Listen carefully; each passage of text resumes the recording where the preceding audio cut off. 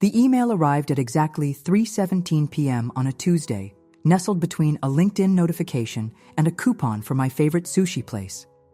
Important, watch this video was all the subject line said. No sender name, just an unfamiliar email address. With random numbers and letters, I almost deleted it, assuming it was spam. Tomorrow was Mom's anniversary dinner, an event I'd been planning for weeks, and I already had enough on my mind. I hovered over the delete button but clicked on the email instead. The body contained only a video link and the words, "You should see this before tomorrow." My stomach tightened. This felt targeted. Who would send this, and why today of all days? Against my better judgment, I clicked the link. The footage was grainy but clear enough. My family's living room. Mom, Dad, and my sister Emma sitting on the couch I'd bought them last Christmas. They were laughing, glasses of wine in hand. And then Sarah says she'll cover the down payment. "Two," my father's voice, slightly slurred. "God, I don't know what we'd do without her wallet." Emma snorted, nearly spilling her drink. "You mean without her guilt complex? All I have to do is mention I'm having a tough month, and boom, money in my account." Now, Mom said. But she was smiling too widely to seem genuinely disapproving. "Sarah works hard for her money." "Yeah, so hard she doesn't have time for a real life," Emma replied. "No husband, no kids, just her fancy director title and her credit card statements showing how much she spends on us." To Sarah, Dad raised his glass, the gift that keeps on giving. They clinked glasses, laughing harder. The video continued. For another excruciating minute. More jokes at my expense. More comments about how they'd manipulated me into paying for vacations, car repairs, Emma's emergency credit card bills. "We don't need her without her money," Emma declared at one point, and the others nodded in amused agreement. I sat frozen, my office suddenly too small, too airless. This had to be recent. Mom was wearing the sweater I'd sent her just last month. My hands trembled as I closed my laptop. "Breathe, Sarah. Just breathe. I've always been the responsible one, the achiever." While Emma dropped out of college to find herself through a series of expensive hobbies and failed relationships, I climbed the corporate ladder, senior marketing director by 35, with the salary to match. And I'd always shared that. Success with my family. Dad's medical bills after his heart scare. Emma's rent when she got evicted. Mom's dream kitchen renovation. I never thought twice about it. They were family. And now this. The video played again in my mind, their laughter echoing. Was this how they really saw me? Just an ATM with familial obligations? I called my assistant and told her I was taking the rest of the day off. Driving home, I cycled through disbelief, anger, and a crushing sense of betrayal. By the time I reached my condo, I'd settled on numb determination. I needed answers, but first, I needed evidence. I spent the night combing through years of financial records. The amounts were staggering when tallied. $12,000 for Emma's business venture that never materialized. $30,000 toward my parents' mortgage.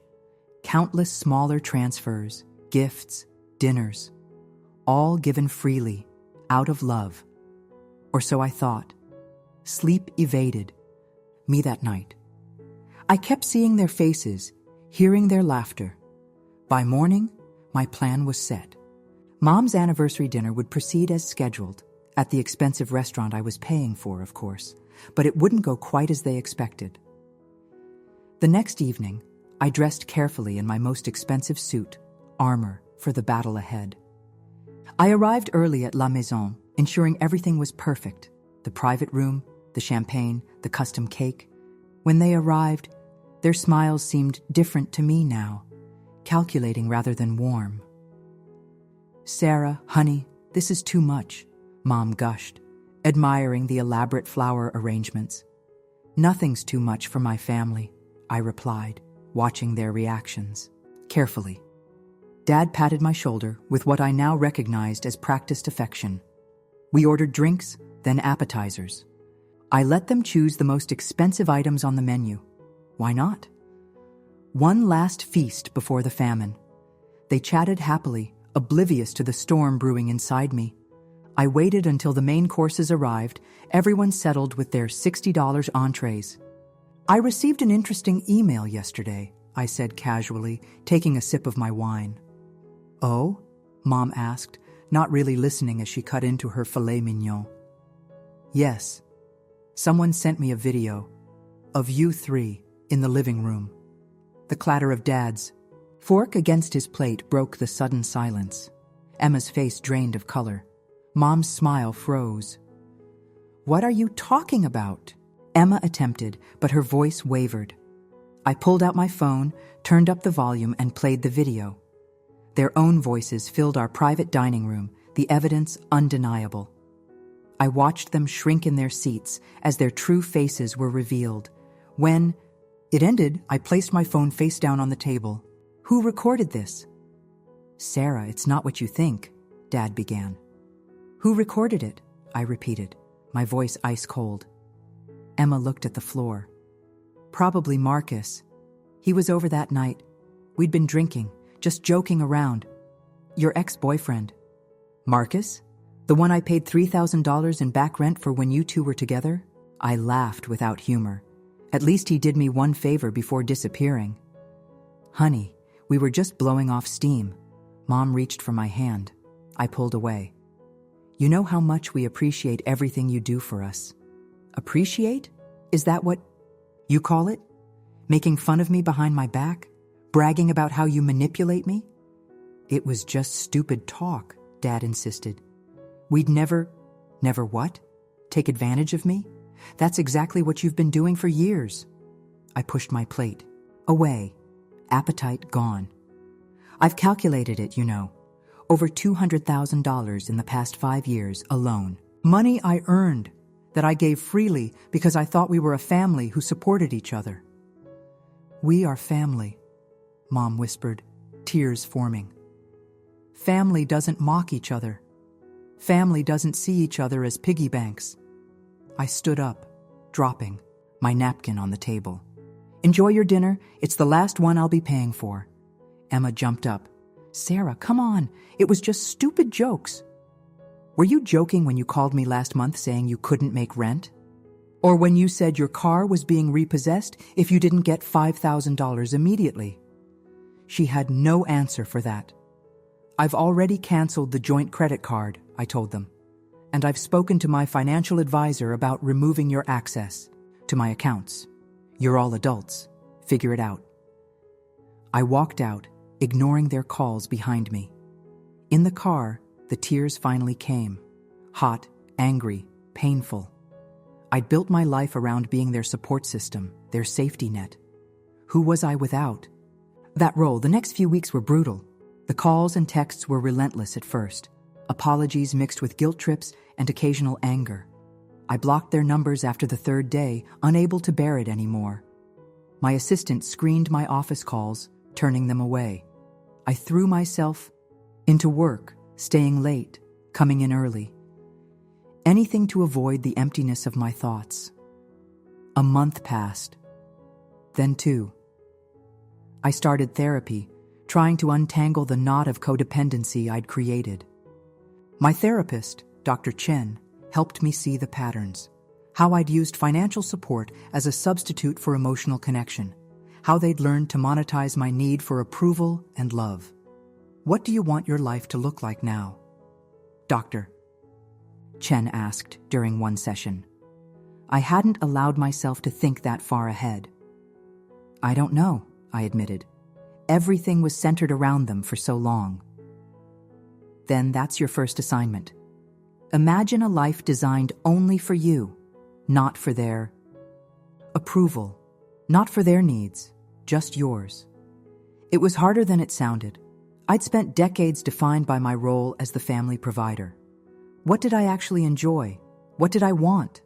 The questions felt foreign, almost selfish. Small steps came first. I joined a weekend hiking group. I tried cooking classes. I renovated my condo the way I wanted it, not worrying about having space for family visits. I made real friends at work. Accepting invitations I would have previously declined to rush to some family emergency. 4 months after the dinner, Emma showed up at my office. My assistant tried to turn her away, but I decided it was time. She looked different, hair pulled, back simply, makeup minimal, wearing clothes I didn't recognize because I hadn't bought them. 5 minutes, I told her, not offering her a seat. She remained standing, hands twisting nervously. I got a job, she said finally. 2, actually, waitressing mornings and retail evenings. I waited, unsure where this was going. I'm making rent on my own. It's a smaller place with roommates, but she trailed off, clearly expecting praise or perhaps forgiveness for this basic adult accomplishment. Good for you, I said, meaning it despite the lingering hurt. Is that all? Mom. And Dad sold the boat, she continued, and they're downsizing, looking at condos instead of the house. I nodded, feeling a twinge of something, not quite satisfaction, not quite sadness. They'll be fine. You all will. We miss you, Emma whispered. It's not about the money. We were wrong, what we said. How we treated you. Yes, you were. I didn't soften it for her. But I was wrong too. I enabled it for years. I thought I could buy your love and respect. You always had those things, she insisted, tears forming. I sighed. Maybe. But they got buried under everything else, and I'm not sure they can be excavated. Can we try? Please? Just dinner, somewhere simple. My treat, from my own paycheck. Her attempt at a smile was shaky but genuine. I considered it. Dr. Chen had been encouraging me to think about what a healthier relationship with my family might look like. One with boundaries, respect, and equality. Not erasing the past, but not letting it dictate the future either. I'll think about it, I told her. That's all I can offer right now. She nodded, accepting this small opening. After she left, I stood at my office window, looking out at the city below. For the first time in months, I felt something like hope mingling with the hurt. Not for a return to what was, but for the possibility of something new, something honest. 6 months after receiving that anonymous email, my life looked remarkably different. I'd taken a long overdue vacation to Bali, solo travel, something. I'd always wanted to try, but never prioritized. I'd started dating again, with mixed results but genuine enjoyment. I'd made real friends who valued me for myself, not what I could provide.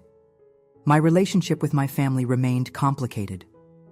We'd had that dinner Emma suggested, awkward but civil. Then another, slightly less strained. We were feeling our way toward something new, all of us changed by the rupture. They were learning to stand on their own feet. I was learning that love shouldn't come with invoices attached.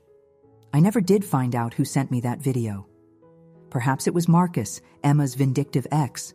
Perhaps it was one of their friends, uncomfortable with how they spoke about me. It didn't really matter anymore.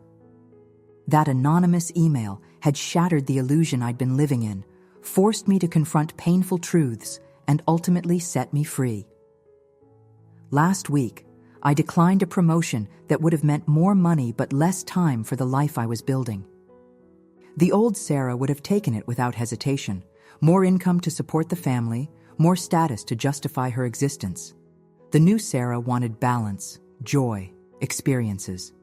The new Sarah understood that her worth wasn't tied to her paycheck or her usefulness to others. Today, I booked a trip to Mexico with friends for the winter holidays.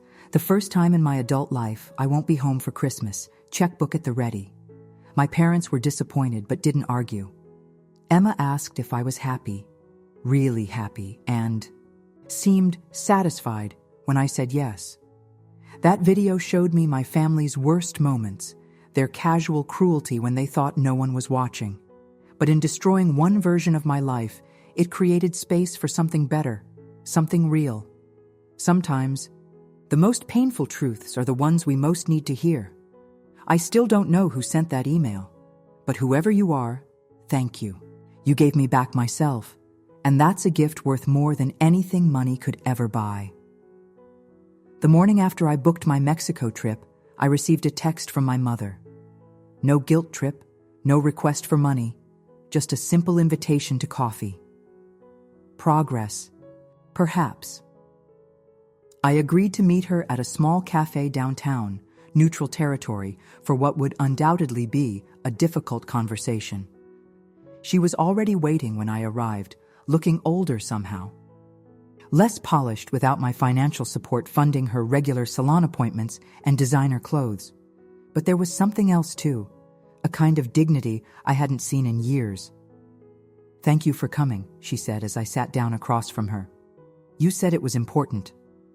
She nodded, turning her coffee cup slowly with nervous fingers. "Your father had a job interview yesterday. Nothing fancy, just security work at the mall, but he's trying." I hadn't expected that. Dad had been semi-retired for years, comfortable, with my subsidies filling the gaps in their lifestyle. "That's good," I said carefully. "We've had to make a lot of changes." She looked up, meeting my eyes directly. "But they've been good for us in a way. Clarifying." "Meaning?" "We forgot who we were, Sarah. Before the money, before all of it." She gestured vaguely. "We were hardworking people once. Proud. Independent. I remember," I said quietly. And I did. Before the pattern established itself, before I became the golden goose, they had been different. Dad working 2 jobs to put me through college. Mom carefully budgeting groceries. Their pride when I got my first marketing job. When had it shifted? When had their support of me transformed into my support of them? We became... She struggled for the word. Parasites, I suppose. And the worst part is, we didn't even see it happening. Each time you helped, it got a little easier to ask again, to expect it. I waited, not making this easier for her. She needed to say it all. "I'm ashamed, Sarah, of what we became, of how we treated you." Her voice cracked slightly. "That video. Hearing ourselves. Seeing ourselves through your eyes. It was horrible." "Yes," I agreed. "It was. I'm not asking for forgiveness or money or anything, really." She straightened her shoulders. "I just wanted you to know that we're changing, that we're trying to be the parents you deserved all along." I felt tears threatening and blinked them back. "It's going to take time, Mom. A lot of time." "I know. But we have time, don't we?" Her smile was tentative, hopeful. "And in the meantime, we'll keep working on ourselves." I nodded, unable to trust my voice. We finished our coffee in silence, but it wasn't the strained, expectant silence of our recent interactions. It was quieter, thoughtful, a space where something new might eventually grow. When I left, she didn't ask when we'd see each other again. She didn't pressure or guilt or manipulate. She simply hugged me, a quick, almost shy embrace, and walked away. I watched her go. This woman who had been at the center of my life for so long, now almost a stranger. But perhaps a stranger I might someday want to know again. At work the next day, I found myself unusually distracted. Not by family drama for once, but by possibilities. Dr. Chen had been encouraging me to consider what I really wanted professionally. I'd been on autopilot for so long, climbing the corporate ladder because it was expected, because it funded the lifestyle that kept my family comfortable. "What would you do if money weren't a factor?" she'd asked in our last session. I'd laughed. Money is always a factor. Pretend it isn't. If you could do anything, what would it be? The question had lodged in my mind like a splinter, impossible to ignore. I'd always been good at marketing, but was it my passion? Did I even know what passion felt like anymore? I pulled up my calendar, blocked off the afternoon, and did something completely uncharacteristic. I left work early with no particular destination in mind. I found myself walking through the city park, watching children play, couples stroll hand in hand, elderly people feeding pigeons. Normal people living normal lives. My phone buzzed. A text from one of my new hiking friends inviting me to dinner. with the group. I accepted immediately. That evening, surrounded by people who knew nothing of my family drama, who liked me simply for who I was in the present moment, I felt a lightness I hadn't experienced in years. We talked about future hikes, about books and movies, about dreams and disappointments. No one asked me for anything except my opinion, my laughter, my presence. Later, walking home under a sky scattered with stars, I felt something shift inside. Me, the final piece of my old identity falling away, making room for whatever came next. I didn't know yet what that would be, but for the first time in my adult life, I was genuinely curious to find out. 2 weeks later, Emma called to tell me she'd been accepted to community college. Just part-time while I work, she explained, her voice cautiously proud. Business administration. I thought, well, I've always admired how you handle yourself professionally. That's really good, Emma. I was surprised by how genuinely happy I felt for her. You've always been smarter than you gave yourself credit for. Thanks, she said, the word heavy with unspoken meaning. Anyway, I just wanted you to know. After we hung up, I reflected on how different this call had been from our interactions of the past. No requests, no emergencies, no subtle manipulations. Just a sister sharing news with a sister. A tiny, fragile sprout of what might someday be a healthy relationship. That night, I sat on my balcony with a glass of wine, watching the city lights flicker below. My phone dinged with an email notification, a travel company offering discounts on group tours to South America. I'd always wanted to see Machu Picchu, to stand among those ancient stones and feel the weight of history. Another item on the long list of things I'd deferred while prioritizing everyone else's dreams. I clicked on the link, browsed the available dates, and made an impulsive decision. 2 weeks in Peru this autumn. I'd be missing Dad's birthday, breaking another family tradition. The old guilt flickered briefly, then faded. My life was my own now. My choices were my own. As I completed the booking, I felt a strange sense of gratitude toward whoever had sent that video. Their intent had likely been malicious, to hurt me, to break apart my family. Instead, they had inadvertently freed all of us from patterns that were slowly poisoning us. My parents were rediscovering their independence and dignity. Emma was finally growing up, taking responsibility for her own life. And I was learning who Sarah really was, beneath the roles and obligations that had defined her for so long. The path forward wasn't clear yet. Some days, the hurt still felt fresh, the betrayal raw. I didn't know if we would ever fully heal, if I would ever completely trust them again. But I was no longer trapped in a cycle of giving that emptied me while filling nothing. The anonymous email had delivered a painful truth. But sometimes truth, however brutal in the moment, is the greatest gift of all. It breaks the comfortable lies we tell ourselves, shatters the illusions we hide behind, and forces us to rebuild on foundations of honesty and reality. I finished my wine, watching a plane's lights cross the night sky, carrying people to new destinations, new beginnings. Tomorrow would bring its own challenges and discoveries. But for the first time in years, I was looking forward to them, not as the family fixer, the reliable provider, the emotional and financial support system, but simply as Sarah, a woman in progress, finding her own way home to herself.